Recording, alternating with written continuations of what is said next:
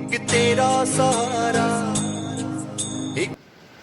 नमस्ते स्टूडेंट्स, स्वागत है इस वीडियो के माध्यम से कक्षा 10वीं के संस्कृत के छात्रों का, जहां पर आज हम संस्कृत की पुस्तक शेमुषी के पाठ 9 सूक्तयः के पार्ट 2 का अध्ययन करेंगे। जी हाँ, इससे पहले पार्ट में हमने सूक्तयः के बारे में जाना कि सूक्तयः जो सूक्तियाँ हैं वो पाठ किस प्रसंग से लिया गया है, किस संदर्भ से लिया गया है। तिरुक्कुरल नामक एक पुस्तक जो कि तमिल का वेद माना जाता है, वहाँ से कुछ सूक्तियाँ इस पाठ में ली गई हैं जो कि बहुत ही सरल और बहुत ही नैतिक मूल्यों को प्रस्तुत करती हैं। उसके 3 श्लोकों का अध्ययन हमने पिछले वीडियो में किया था। आइए इस वीडियो के माध्यम से बचे हुए 5 श्लोकों का हिंद्यार्थ व अन्वय ध्यानपूर्वक करते हैं और इन श्लोकों का अर्थ अपने जीवन में वास्तविकता के साथ समझने का प्रयास करते हैं। आइए चौथा श्लोक मेरे साथ एक बार गुनगुनाएंगे। विद्वांस एव लोकेऽस्मिन् चक्षुष्मन्तः प्रकीर्तितः अन्येषां वदने ये तु ते च चक्षुर्नामनीमते।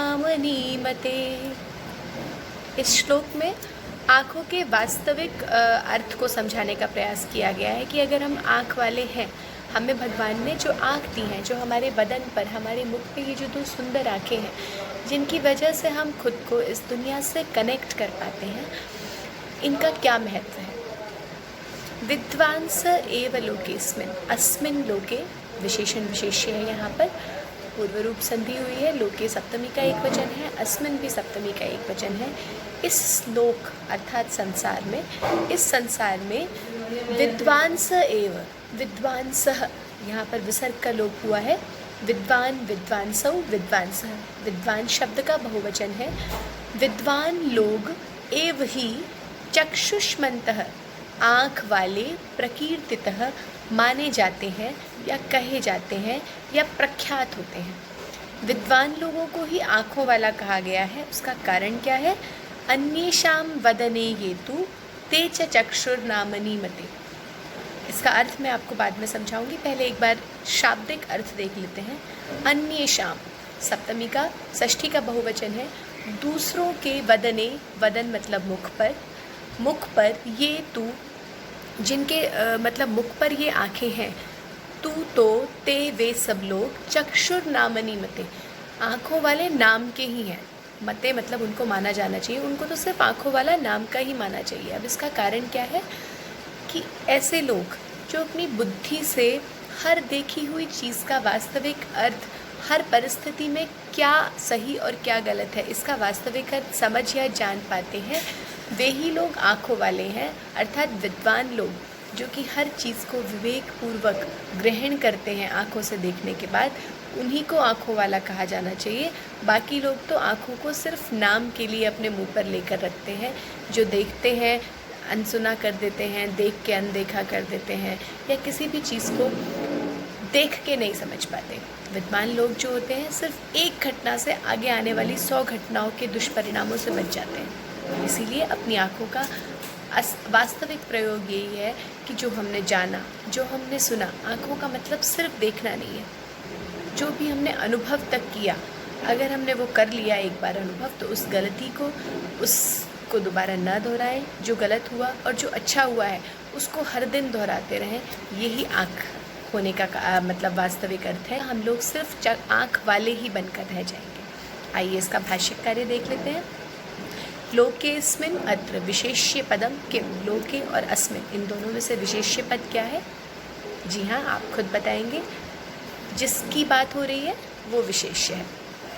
ते चक्षुष्मन्तः प्रकीर्तितः इत्यत्र क्रियापदम किम, ते चक्षुष्मन्तः प्रकीर्तितः, क्रियापद क्या है? जी हाँ, प्रकीर्तितः, माने गए हैं। श्लोके मूर्खः इत्यस्य विपर्यय पदम किम, मूर्ख का विपरीत जो पर्याय, वो विलोम शब्द है, वो क्या प्रयोग हुआ है? आपको सबको पता है। मुखे अस्य किम पर्याय पदम श्लोके प्रयुक्तम, मुख शब्द का क्या पर्याय पद हुआ है, जो मैंने बार बार आपको बताया? वदने हुआ है। उसके बाद है नेत्रवन्तः पदस्य कः पर्यायः? नेत्रवन्तः आँखों वाले, नेत्रवन्तः ऐसा शब्द, इसका क्या पर्यायवाची है? आप लोग ढूंढ के बताएंगे। श्लोकात् चित्वा द्वे अव्ययपदे लिखत, 2 अव्ययपद श्लोक में से ढूंढकर, जो कि जिनमें कभी परिवर्तन नहीं होता, जो व्यय नहीं होता। न व्येति इति अव्यय, अव्ययपद बताएंगे। अगला श्लोक पढ़ते हैं।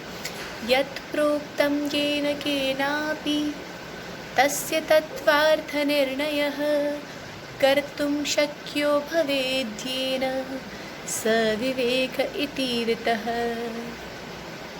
अर्थात इस श्लोक में ये कहा गया है कि जो लोग कही हुई बात का वास्तविक अर्थ लेने में समर्थ होते हैं, उन्हीं को, और जिस चीज़ से लेने, मतलब विवेक क्या है, प्रस्तुत श्लोक में विवेक का महत्व बताया गया है, या फिर ये कह लीजिए विवेक का अर्थ बताया गया है कि विवेक क्या है। आइए जानते हैं। यत् प्रोक्तम येन केनापि, यत् माने जो, प्रोक्तम कहा गया है, प्र उपसर्ग पूर्वक वच धातु का त प्रत्यय लगा है।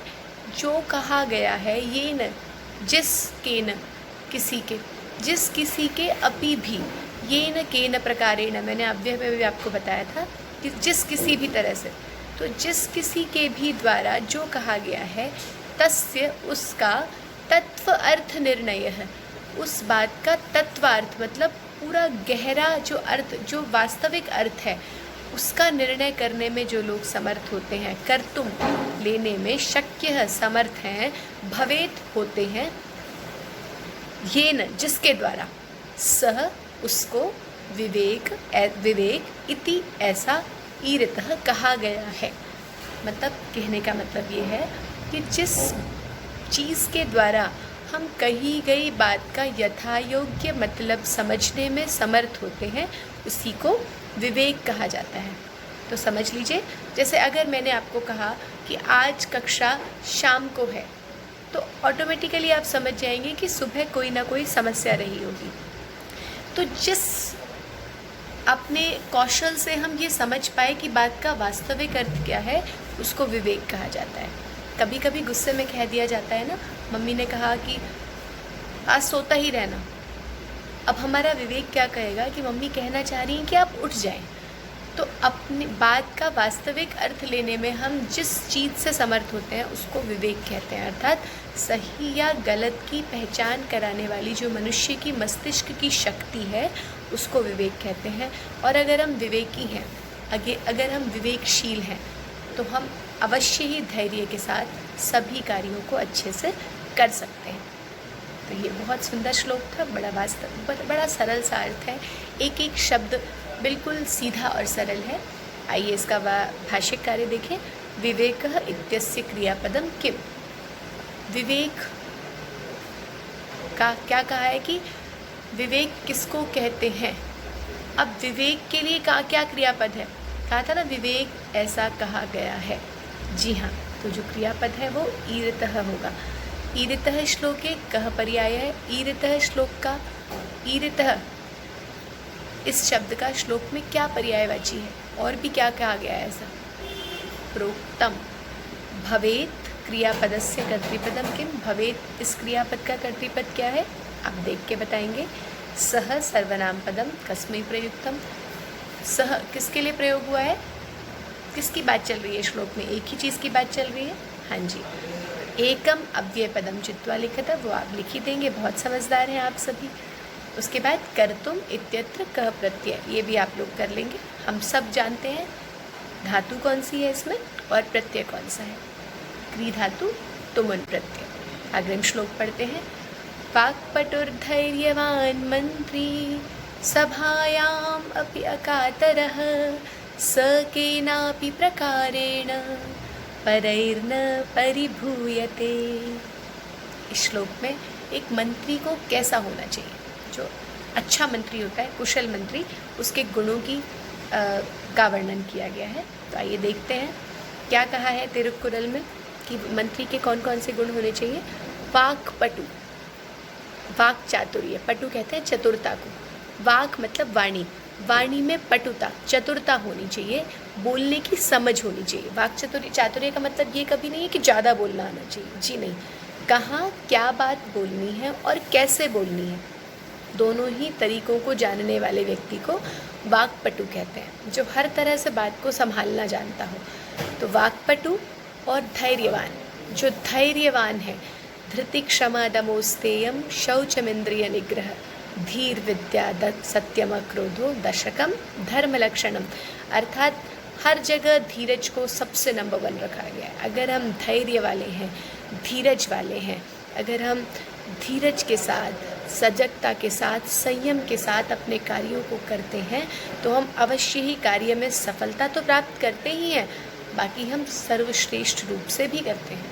इसीलिए एक जो अच्छा मंत्री है, अगर राजा को अच्छा बनाना है तो उसका मंत्री अच्छा होना चाहिए, और अच्छे मंत्री के लिए ज़रूरी है कि वो धैर्यवान हो, हमेशा अपने आप को रिएक्ट ना करने वाला हो, किसी भी परिस्थिति में धैर्य रख के रिएक्ट करे। तुरंत रिएक्ट करने का फल अक्सर गर्म होता है ना, गर्म खाने से मुंह जल जाता है। तो एक मंत्री को धैर्यवान होना चाहिए। जो भी हमारे आज मंत्री हैं, हम कितना बुरा बुरा बोल देते हैं ना इन लोगों के लिए, बट ये धैर्य से सुनते हैं, जब बोलने का मौका होता है तभी बोलते हैं। और अगर कोई मंत्री ऐसा नहीं करता तो उसको इसके दुष्परिणाम भी भुगतने पड़ते हैं। सभायाम अपि अकातरः, सभायाम सप्तमी का एक वचन है, लता की तरह इसके शब्द चलते हैं। यहाँ पर यण संधि हुई है, सभायाम प्लस अपि वर्ण संयोजन, अपि प्लस अकातरः, ई और अ को मिला के यह हो गया, यण संधि है। और अकातरः, अकातरः मतलब डरपोक कहते हैं कातर को। अकातर कौन हो गया? जो निडर है। सभायाम, सभा में, अपि भी अकातर है, जो सभा में भी निडर रहे, सभा में भी हमेशा मतलब गंभीरता के साथ बिना डरे अपनी बात को रख सकता हो, ऐसा होना चाहिए उस मंत्री को। और ऐसा जो मंत्री जो इन गुणों से युक्त है, जो वाक्पटु है, जो धैर्यवान है, जो निडर है, वो सह, वह मंत्री। अब ये सह इति सर्वनाम पदम कस्मै प्रयुक्तम, मंत्री की बात चल रही है तो मंत्री कृते प्रयुक्तम, या मंत्री की चतुर्थी विभक्ति क्या होगी? मंत्र्यै, ठीक है। वह मंत्री केन अपि, किसी भी, पहले श्लोक में भी हमने ये न के न पढ़ा था, जिस किसी, यहाँ पर भी के न अपि, किसी भी प्रकारेण, प्रकार से, परैर्न, परहि प्लस न विसर्ग को र हुआ है, दूसरों के परिभूयते, दूसरों के द्वारा, न परिभूयते, कभी भी उसे तिरस्कृत नहीं किया जाता। परिभूय मतलब तिरस्कार करना।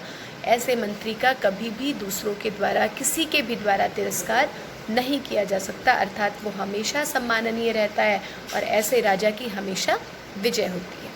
भाष्यकारी करते हैं, वक्तुम चतुरः इति पदस्य अर्थः। अब आप बताइए इसके लिए क्या शब्द आया था? बोलने में चतुर। जी हाँ, परिभूयते इत्यस्या क्रियायाः कर्तृपदम किम? परिभूयते जो क्रिया आई है, तिरस्कार करना, इस क्रिया की कर्तृपद क्या है? किसका तिरस्कार नहीं किया जा सकता? कर्मवाच्य में प्रयोग हुआ है। जी हाँ, तृतीया में देखिए, किसके द्वारा? परहि, दूसरों के द्वारा। यहाँ पर सह नहीं लगना, परिभूयते, तिरस्कार किया जाता, न, नहीं, किसके द्वारा? परहि, दूसरों के द्वारा। न कातरः इत्यर्थे किमर्थम प्रयुक्तम? न कातरः बताया मैंने आपको, आप खुद करेंगे। तिरस्क्रियते इत्यर्थे किम पदम प्रयुक्तम? ये भी आपको ध्यान दे दिया होगा आपने। निर्भीकः, निर्भीक शब्द के लिए कह पर्याय, वो भी मैंने आपको बताया था, ढूंढ के लिखेंगे। अकुशलः पदस्य कह विपर्ययः, अकुशल इस शब्द का विलोम शब्द क्या आया है? विपर्यय कहते हैं विलोम को, पर्याय और विपर्यय। किम विपर्यय पदम? आप ढूंढ के लिखेंगे। मंत्री इत्यस्य विशेषण पदम चित्वा लिखत। मंत्री के लिए कौन कौन से विशेषण है? बहुत सारे हैं, आप तीनों लिख सकते हैं। धैर्यवान पदे क प्रत्यय है। अब हमने पहले शायद पिछली कक्षा के ही पिछले पार्ट में हमने जाना था कि मतुप और तवतु प्रत्यय का क्या एक विशेष अंतर है, तो आप बताएंगे धैर्यवान शब्द है उसमें मतुप प्रत्यय है या तवतु प्रत्यय है। और मैं जानती हूँ मेरे बच्चे इतने समझदार तो हैं कि वो आसानी से इसको समझ लेंगे। एक बात ध्यान रखेंगे, पाठ में आए जितना भी भाषिक कार्य मैं आपको बता रही हूँ, हर श्लोक के अन्वय के साथ आप उसके भाषिक कार्य का प्रश्नोत्तर अवश्य करेंगे। यह हमें परीक्षा के समय में बहुत उपयोगी रहेगा। आइए अग्रिम श्लोक पढ़ते हैं। यह इच्छति आत्मनः श्रेयः, यह इच्छति आत्मनः श्रेयः, प्रभूतानि सुखानि च, न कुर्यादहितं कर्म, सह परेभ्यः कदापि च। इसमें ये बताया है कि अगर आप आत्मा का कल्याण चाहते हैं, स्वयं का कल्याण चाहते हैं, तो आपको क्या करना चाहिए। बहुत सरल सी और सीधी सी बात है, हम लोगों ने सब ने सुना है। जैसा आप स्वयं के साथ चाहते हो वैसा ही दूसरों के साथ व्यवहार करो। तो आइए श्लोक का अर्थ देखते हैं। यह जो व्यक्ति, यह माने जो, अब व्यक्ति हमने लगा लिया, जो व्यक्ति आत्मनः, आत्मनः षष्ठी का एक वचन है, आत्मनः स्वयं का श्रेयः इच्छति, श्रेय अर्थात कल्याण। हम कहते हैं ना यज्ञ रूप प्रभु में, ईश्वर तुम, हे ईश्वर, सॉरी जो शुरू में करते हैं, तूने हमें उत्पन्न किया, ईश्वर हमारी बुद्धि को श्रेय मार्ग पर चला। श्रेय अर्थात कल्याण। जो स्वयं को कल्याण मार्ग, जो स्वयं के लिए, आत्मनः चतुर्थी का एक वचन है, जो स्वयं के लिए श्रेय कल्याण मार्ग इच्छति चाहता है, च और प्रभुता ने सुखानी, और बहुत सारा सुख चाहता है। प्रभुत कहते हैं बहुत सारे को, प्रभुतम प्रभुते प्रभुतानी, प्रथमा का बहुवचन है। बहुत सारा सुख चाहता है, प्रभुतानी और सुखानी विशेषण विशेष्य है, सेम विभक्ति हुई है। जो व्यक्ति स्वयं के लिए श्रेय कल्याण और बहुत सारा सुख चाहता है, उसको क्या करना चाहिए। सह, उस व्यक्ति को न कुर्यात, नहीं करना चाहिए। कुर्यात चाहिए अर्थ में, तो विधिलिंग लकार है, नहीं चाहिए। अहितम कर्म, अहित अकल्याण, दुख देने वाला कर्म, परेभ्य दूसरों के लिए, परेभ्य भी अब चतुर्थी का बहुवचन है। जब खुद के लिए चतुर्थी का एक वचन है तो दूसरों के लिए भी चतुर्थी का बहुवचन है। दूसरों के लिए च और कदापि, कभी भी अहितम कर्म न कुर्यात, ऐसे व्यक्ति को दूसरों के लिए भी कभी अहित अकल्याणकारी कर्म कभी भी नहीं करने चाहिए। तो जैसा चाहोगे वैसा करोगे तभी मिलेगा, ठीक है। जो बोओगे वही काटोगे। ऐसा भाषिक कार्य देख लेते हैं। कल्याणम इत्यर्थे श्लोके किम पदम प्रयुक्तम, आप खुद बताएंगे। दुखानी पदस्य कः विपर्यय पदः, यह कर्तृपदस्य क्रियापदम किम, कुर्यात क्रियापदस्य कर्तृपदम किम, दोनों बताएंगे। यह का कर्तृपद का क्रियापद क्या है और कुर्यात क्रियापद का कर्तृपद क्या है। सुखानी पदस्य विशेषणम किम, मैंने बताया था आपको। आत्मनः पदे का विभक्ति, ये भी बताया था। कुर्यात इत्यस्मिन् पदे कः लकारः, इच्छति पदे का मूल धातु। अब ध्यान रखना, इच्छति में इच्छ धातु नहीं है, यह है इश धातु। इश को संप्रसारण होता है इच्छ, ठीक है। इच्छ धातु में, इच्छति शब्द में इश धातु है, लट लकार है। अंतिम श्लोक करते हैं आज का। आचारः परमो धर्मः इत्येतद्विदुषां वचः, तस्मात् रक्षेत् सदाचारं प्राणेभ्योऽपि विशेषतः। सदाचार का महत्व बताया है कि सदाचार ही इंसान का इस दुनिया में आने के बाद सबसे पहला धर्म है। आचारः प्रथमो धर्मः, आचार अर्थात सदाचार, सद्व्यवहार, शिष्टाचार।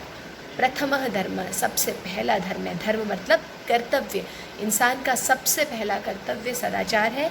इत्येतत्, इति एतत्, इति ऐसा, एतत् यह, विदुषाम विद्वान लोगों का, विद्वान शब्द का षष्ठी का बहुवचन है, विद्वान लोगों का, वचः ये कथन है या उनकी वाणी है, ठीक है।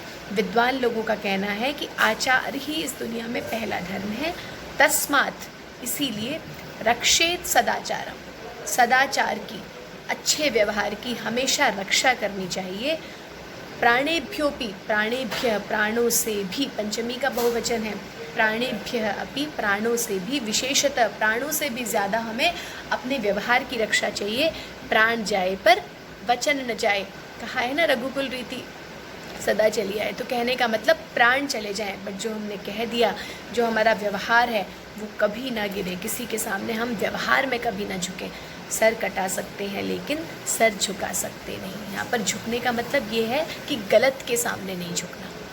अगर आपसे बड़े हैं, आपके गुरु हैं, आपसे विद्या में, शिक्षा में ज्ञानवृद्ध हैं या वयोवृद्ध हैं, दोनों ही लोगों के सामने हमेशा अपना सर झुकाइए, क्योंकि झुकी हुई चीज़ों को ज़्यादा मिलता है, लेकिन गलत के सामने कभी नहीं झुकना। इसीलिए हमेशा अपने व्यवहार की रक्षा कीजिए। इसीलिए हमेशा अपने व्यवहार को अच्छा बनाकर रखिए, क्योंकि व्यवहारों की जो कीमत है वो जान से भी ज़्यादा है। अगर आपका व्यवहार अच्छा है तो आपके जाने के बाद भी आप अमर रहेंगे। जाना तो दुनिया में से सबको है, इसीलिए इस सत्य को जानते हुए अपने व्यवहार को अच्छा बना के रखो कि लोग आज भी हम 5000 साल पुराने, हज़ारों साल पुराने अपने महापुरुषों को क्यों याद करते हैं? मात्र उनके व्यवहार के कारण। इसलिए अपने व्यवहार को अच्छा बना कर रखिए, यही हमारा प्रथम कर्तव्य है। भाषिक कार्य देख लेते हैं। प्रथमः धर्मः अनयोः पदयोः विशेषण पदम किम। विशेषण कौन होता है? जो विशेषता बताता है। दुराचारम इत्यस्य किम विपर्यय पदम। आपको बता दूं मैं क्या है विपर्यय दुराचार का? हाँ जी, विदुषाम पदे का विभक्ति, मैंने आपको बताया कौन सी विभक्ति है। रक्षेत पदे कह लकारः, ये भी बताना है आपको, पिछले पाठ में भी बताया था। चाहिए अर्थ में कौन सा लकार होता है? जी हाँ। अतः अस्मिन् अर्थे इत्यत्र किम पदः प्रयुक्तम। अतः इसलिए, इस अर्थ में क्या कहा गया है? क्या है? तस्मात्। श्लोके क्रियापदम किम आगतम। श्लोक में कौन सा क्रियापद है? एक ही क्रियापद है मात्र, आप ढूंढ के बताएंगे।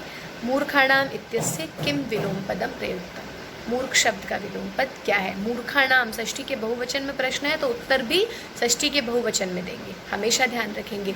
विभक्ति, प्रत्यय, प्रकृति, वचन, लिंग, इन सब का ध्यान रखेंगे तो संस्कृत में कभी आपके मार्क्स नहीं कटेंगे।